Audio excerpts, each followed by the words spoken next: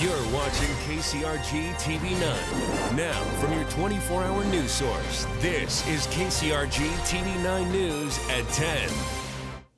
People for and against a proposed Johnson County Justice Center talk about that project tonight. In just 2 weeks, Johnson County voters have another chance to vote on a bond issue for a new criminal justice center. Both sides are gearing up for what's expected to be another close vote. Early voting is underway for the proposed $47 million project. Election day is May 7th. The plans include a 195-bed jail and courtroom space in a building built behind the current courthouse. It's a bit smaller than the one voters rejected in November. These are artist renderings of what it could look like. KCRG TV9's Jill Caspery joins us live at the current jail site in Iowa City with the latest. Jill? Well, Beth, the Vote No group held an educational forum this evening, sharing its ideas with community members who attended. So it's clear with just 2 weeks to go, that debate is heating up. This group had one goal. Obviously defeat the proposal. Panelists shared ideas on why voters should not approve the current Justice Center plan. What they're proposing is going to be full again in probably a few years. What they need are more alternatives. Speakers say there are better alternatives. I support building a smaller new jail. That's my personal view. Other people have different views, but I don't think we should expand the number of people in jail. But sprinkled in the crowd, a few Yes campaign members also sat through the forum. They say the Justice Center is vital for more space and programming. We want to make sure that we're giving the best to defendants and making sure that those folks who find themselves in there incarcerated are not being shipped out to other counties but can stay in here, keep the system efficient, and save tax dollars. The county pays to transport inmates to other jails because of the lack of space. Regardless of if you're in the Vote Yes or Vote No crews, Supervisor Terrence Newsel says this issue won't go away anytime soon. If we have strike two, my hunch is that we'll be right at the plate again and asking voters again for some assistance in dealing with this issue. Once again, that $43.5 million bond issue vote is on May 7th. 60% is needed for it to pass. Live in Iowa City, Jill Caspery, KCRG TV9 News. The Cedar Rapids City Council took on several issues tonight. The council voted to update the ethics ordinance for city officials. The amended ordinance would require all council members, other officials, and members of boards and commissions to file disclosure forms to show any financial relationships they might have with companies and organizations that do business with the city. It also requires council members to recuse themselves when there is a conflict of interest. The council also voted to sell off some flooded-out lots to neighbors because they're unusable for redevelopment. And on May 14th, the City Council will hold a public hearing on a proposed ordinance to ban the feeding of geese and other wildlife on city property. Now to continuing coverage of flooding in parts of the Midwest. Communities in Missouri fought today to hold back surging rivers swollen by days of rain. The Illinois and Mississippi rivers are rising after rain in much of the region last week, followed by a new storm system today. About 4 dozen counties in Illinois have been declared state disaster areas. Well, you can't get mad. You got to keep on living. There's no need to get mad. You know, this is where I live. So you got to, clean up. Erase, replace, as I always say. McDowell lives in the Quad Cities where part of his house flooded. The Red Cross helped him and others by giving out cleaning supplies to those flood victims today. Well, a dry but chilly night ahead in eastern Iowa. Chief Meteorologist Joe Winters has details in our first forecast. And dry weather is what we need. We'd like some warmer weather, and that's in the forecast as well. Take a look at pinpoint Doppler radar. Over the last hour or so, most of the precipitation is gone from the state. The exceptions north and south, and it's very, very light. There's still a few sprinkles or very light showers from Burlington down toward Ottumwa. And across northeastern Iowa, we've had a couple of isolated snow showers develop in Winneshiek and Alameda County. Very, very light, moving out very, very quickly. Our Washington City cam through the day shows how wet it was down in Washington. Almost 4/10 of an inch of precipitation. Now it's relatively cool. Temperature staying in the 30s and 40s. And look at the wind chills, down as cold as 25 degrees right now in Waterloo. Our forecast has a low of 27 with wind chills down in the lower 20s tonight. But warmer weather is on the horizon. We'll look for 60s and 70s in the extended forecast when we return. Thanks, Joe. Governor Branstad issued 3 more disaster proclamations today following last week's flash flooding. Many flood victims in Iowa, Lee, and Muscatine counties can now apply for some state assistance. Branstad issued disaster proclamations for Cedar, Johnson, Mahaska, Scott, and Washington counties last week. Full details on who's eligible for assistance is available under the news link section of KCRG.com. Iowa Lieutenant Governor Kim Reynolds says she will not run for the U.S. Senate seat that Democrat Tom Harkin is vacating. The Republican says she wants to continue her work with Governor Branstad. So far, no Republican has announced plans to challenge Democratic Congressman Bruce Braley in that Senate race. In a TV9 follow-up, we're learning more about a crash on Interstate 80 late Sunday afternoon.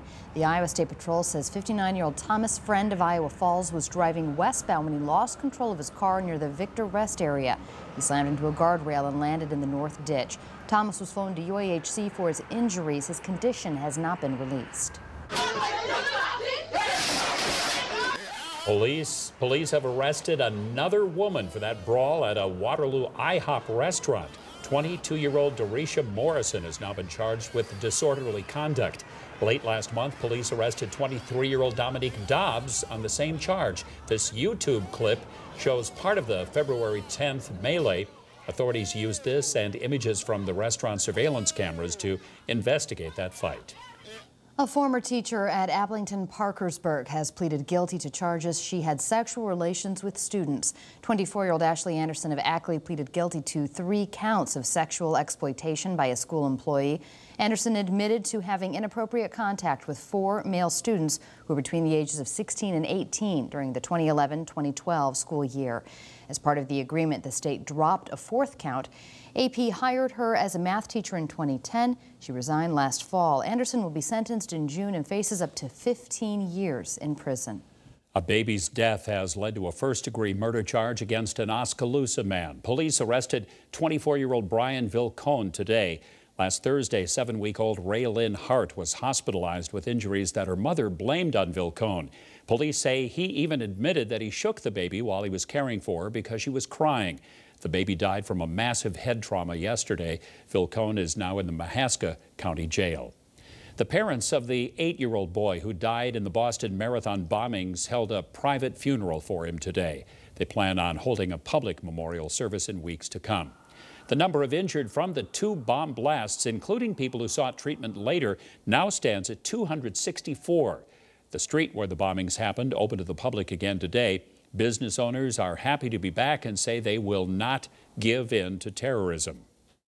Again, as everybody has said, the terrorists will not win. We will win. Federal investigators say the medical condition of the surviving Boston Marathon bombing suspect has improved. Dzhokhar Tsarnaev is now in fair condition and is responding to investigators' questions. The details have not been made public, but 2 lawsuits have been settled over a parade stampede in Bellevue. Parents of 2 children injured in the 2010 accident filed the lawsuits. They claim the horse's owner, Mardell Steins, and the city were negligent. A team of horses bolted during the 4th of July parade, injuring 24 people. Mardell's wife, Janet, died in the accident. Beef Products Incorporated has agreed to pay a $450,000 penalty to settle an alleged EPA violation in Waterloo. In 2007, 1 worker died and another was hurt after anhydrous ammonia was released in the plant. Court records state BPI failed to implement a risk management program at that plant. BPI closed its Waterloo plant last spring following the controversy involving lean, finely textured beef products, or what some called pink slime. The Tyson Pet Products company is expanding in Buchanan County. The company has received more than $1 million in state tax credits. It'll essentially triple the production capacity of chicken jerky dog treats in Independence. Tyson Pet Products is a division of Tyson Foods. It reopened the Independence plant in 2010 after the parent company had shut down chopped ham and sliced lunch meat production in March of 2006. Well, big money is on its way to Iowa. Up next, hear about data center plans for Google and Facebook. And announcements like these are good for smaller companies, even in eastern Iowa. And later, federal spending cuts are causing delays for air travelers across the country. Hear how eastern Iowa is no exception. Stay with your 24-hour news source, KCRG TV 9. Live from your 24-hour news source in high definition, Bruce Owney, Beth Malicki, Joe Winters, and Scott Sable Sports. This is KCRG TV 9 News at 10. Facebook played a role. Iowa economic leaders announced today 2 major tech projects in central and western Iowa. Google is planning a $400 million expansion to its current data center in Council Bluffs, and Facebook officially announced plans to build a $300 million data center in Altoona. Facebook wouldn't say exactly why it picked Altoona over other cities, but it did say what went into that decision. A lot of different things, from workforce to power to just the access to the community, to access to network connectivity, and it goes through a selection process. Usually you come down to a couple of really good choices, and we decided to come here. Facebook says once it's completed, the new center will be the most advanced of its kind. Eastern Iowa hasn't landed a big-name company like Google or Facebook, but there are small data centers here now. Waterloo-based Insiva opened this $12 million facility in Hiawatha last fall. Fewer than 10 employees oversee computer equipment that they house for other companies. And big announcements like the ones today for Facebook and Google are good for the small companies in Iowa, too. It's good for us in that the more data centers that we see in this area are going to help Iowa build a more robust electrical and fiber infrastructure. Data centers need good fiber or internet connections to operate, but electrical rates often are the determining factor because data centers use an enormous amount of power. For these reasons, CV says Iowa is beginning to get a good reputation as a great place to expand. Nearly 1,000 women came together to develop skills, network, and be inspired. The Iowa Women's Leadership Conference is underway at the Coralville Marriott, and today several keynote speakers encourage women from all walks of life. So it's a very exciting, empowering opportunity, and people have made friends here. They've identified mentors, and it's just been, all in all, just a wonderful experience for everyone. The conference continues tomorrow. IWLC began in 2007 and has built a reputation of bringing exceptional leaders to Iowa. And Martha Stewart was one of the many powerful women at the conference. She sat down with KCRG today to share her experiences. If you'd like to see more information on the Iowa Women's Conference, by the way, and watch that full interview with Stewart, check the top 9 at KCRG.com. She said grow tomatoes in the basement. For real? Yeah.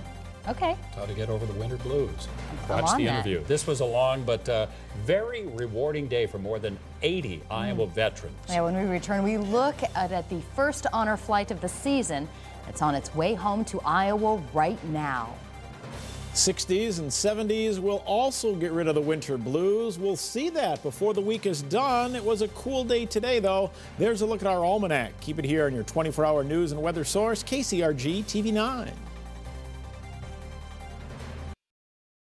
Now, the first alert forecast with Chief Meteorologist Joe Winters. Earlier today, eastern Iowa saw some snow. This is not from eastern Iowa. In fact, this is from Duluth, Minnesota, where over the past couple of days, they've picked up anywhere from about 5 to 10 more inches of snow. Now, thankfully, it has dried out a bit and they're shoveling it out, but boy, they have seen some snow this April. In fact, some of the facts from the snow, it is the snowiest month ever recorded in Duluth. April of 2013 has picked up so far 51 inches of snow, and that's the top month or snowiest month ever in Duluth. They've had snow on the ground of 1 inch or more since December 9th, and for 62 straight days now they've had snow of at least 10 inches on the ground. And the last time Duluth has seen a 60-degree day, that was back on October 16th of last year. As we said, right now, that area is drying out. Take a look at our satellite and radar. It's pretty quiet. And eastern Iowa, as we showed you earlier, as well as drying out. The moisture we saw, which mainly fell in the form of rain, fairly light, is back across areas of Michigan, down into the Ohio Valley, and stretching down into the mid-Mississippi Valley. I'm not going to rule out an isolated shower or two in extreme southeastern Iowa or a sprinkle. Most of that, though, in areas of Missouri and Illinois. And tomorrow does look like a dry day. In fact, it looks like it'll be pretty quiet across much of the state. Right now, the temperatures where we've cleared out, we're in the lower 30s. Waterloo, Tama, and Charles City, partly cloudy skies near 34. Clouds still in place in Iowa City and Cedar Rapids, as well as Dubuque, where we're in the upper 30s to near 40 degrees. But all of us do clear out a bit tonight, and that will help the temperature drop. Winds are around from the north, about 15 miles per hour. That is producing a wind chill right now, as chilly as 25 in Waterloo, 31 in Cedar Rapids. It feels like 30 in Dubuque, and Iowa City right now feels like 34 degrees. But sunshine helps us out, and we'll see some sunshine tomorrow. We'll see more sunshine on Thursday. That will help eventually start to warm us up. Isolated pockets of precipitation, as you'll see, coming up on Pinpoint Futurecast Wednesday and Friday, but they're very isolated and very light. But we do urge you to prepare now for severe weather season. And our next weather radio programming event comes up this Saturday. We'll be in Dubuque at the Hy-Vee on Locust Street from 8 a.m. to noon. You can purchase the weather radio and get it programmed so you're set when, again, severe weather does push across the upper Midwest. Quiet conditions tonight. The sunshine starts to break out Wednesday morning. Very quiet through most of our Wednesday. By 6 p.m. we notice a few showers back off to the west. They sneak across eastern Iowa during the evening and overnight hours, but they do remain on the light side. 27 tonight in Cedar Rapids. We'll look for partial clearing. Northwest winds right around 5 to 15. Highs tomorrow back in the upper 40s and lower 50s, getting closer, but the normal is 64 degrees. Partly sunny skies. Southwest winds at 10 to 15. If we see any showers Wednesday or Friday, late in the day, near 60 degrees on Friday. We'll make the mid-60s by Saturday, and it looks like the lower 70s as we head through both Saturday or Sunday and Monday. It should be a beautiful weekend ahead. Bus stop forecast tomorrow morning. Looks nice and quiet. Partly cloudy skies, about 27 degrees. Right, yeah, we have a former producer who works in Duluth now who likes winter. Even he's sick of the snow. He's ready for it to go. Yeah. Thank you, Joe. And here's a look at the headlines you'll read in tomorrow's Gazette. Stay with your 24-hour news source, KCRG TV 9.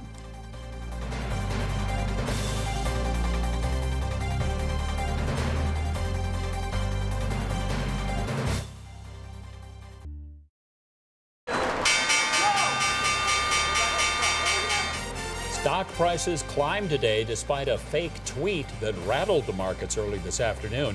Someone hacked the Associated Press Twitter account and posted that there was an attack on the White House. Once investors learned the report was false, they started buying again. The Dow Industrials ended the day up 152 points. The S&P 500 rose 16 and the NASDAQ climbed 35 points. 6,700. That's how many flights could be delayed every day nationwide because of the federal sequestration. And that has many travelers bracing for a long summer travel season. The Eastern Iowa Airport Director says the FAA cut 2 air traffic controllers really as a complex network. One missing person will slow down the whole process, so a furloughed controller would put more work on everyone else. That means a halt, possibly, to travel plans. I think we've seen a lot of pent-up demand where people are now starting to take some vacations, businesses are starting to take trips, so we've seen our numbers going up, and that's a good sign for the economy. I'm not as concerned about safety because I'm trusting that someone is looking out for us. I'm more concerned about the delays and then all of the backlash that will have as flights across the country are delayed. The busy summer travel season puts more pressure on Congress to make changes as tensions and frustrations from travelers could be climbing. Well, more than 80 Eastern Iowa veterans are on their way home from Washington, D.C. tonight. Their honor flight left Cedar Rapids around 7 this morning. While in Washington, the World War II and Korean War vets toured the memorials that honor their service to the country. Mike Wilson, a World War II vet, and his wife Esther covered most of the costs of this flight. Also, a 4th grade class from Grant Wood Elementary in Cedar Rapids raised $1,800 to send 3 veterans to Washington. The burst of colored powder, they were off. Hawkeye Community College in Waterloo held a 5K color run today. While running, participants get handfuls of powder thrown at them to give them a unique look at the finish line. All proceeds go to student scholarships. Coming up, Scott has Iowa softball and high school soccer highlights. And Cedar Rapids Washington football players and parents show their support for former coach Tony Lombardi. Keep it here on KCRG TV 9. It's just unheard of. Now, KCRG TV 9 Sports with Sports Director Scott Sable. It was an emotional day at the Starlight Lounge in Cedar Rapids. Backers of former Washington football coach Tony Lombardi showed a lot of love for the coach. Lombardi resigned as head football coach in Washington last week amid allegations of bullying. Tony is being investigated by the Iowa Board of Education examiners for bullying athletes, and Washington principal Ralph Plagman is accused of not properly handling the complaints. Perhaps we can convince Tony to reconsider his resignation and fight this. Wash players, parents, and supporters of the program jammed the Starlight to voice their support for the coach and principal today. During my son's senior year, his grandfather passed away. And for the guy to have some decals during the middle of that season for his grandfather, not his parents, for his grandfather, is just unheard of. As I've said before, it takes a village to raise a child. And if you can't give a teacher, a coach, your neighbor, the authority to help you and your kids pursue dreams, their future, a better education, then that village does no longer exist. I wish there was a way that we could get them back, because that's really what needs to happen here.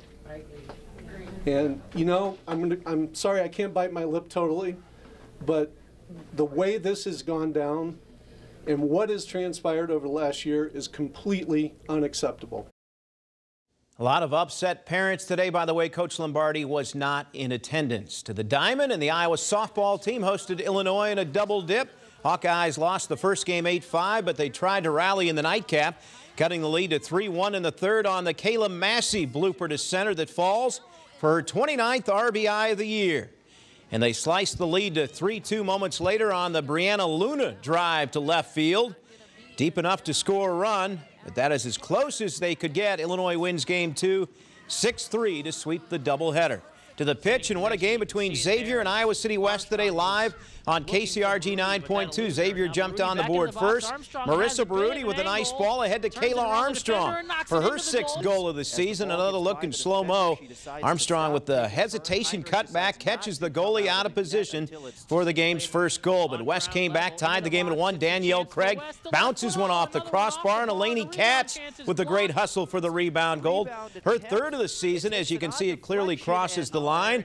And they were still tied 1-1 after 2 overtimes, so they went to a shootout where Craig gave West a 4-3 lead.